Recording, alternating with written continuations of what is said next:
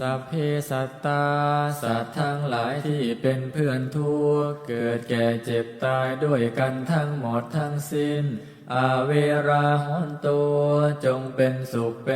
เถิดอย่าได้มีเวรแก่กันและกันเลยสัพเพสัตตา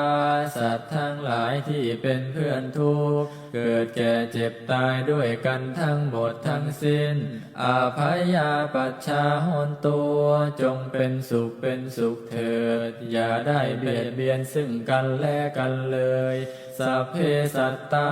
สัตว์ทั้งหลายที่เป็นเพื่อนทุกข์เกิดแก่เจ็บตายด้วยกันทั้งหมดทั้งสิ้นอานิฆาหนตุจงเป็นสุขเถิดอย่าได้มีความทุกข์กายทุกข์ใจเลยสัพเพสัตตา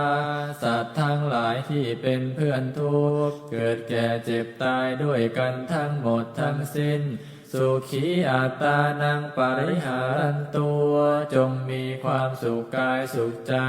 ให้รักษาตนพ้นจากทุกภัยทั้งสิ้นเถิดท่านทั้งหลายที่ท่านได้ทุกข์ขอให้ท่านมีความสุขท่านทั้งหลายที่ท่านได้สุขขอให้มีความสุขยิ่งขึ้นไปสัพเพสัตตาสัตว์ทั้งหลายที่เกิดเป็นชาลาภูชา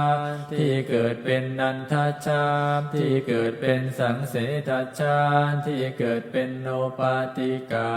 จงมารับเอากุศลผลบุญให้ทั่วทุกตัวสัตว์เถิด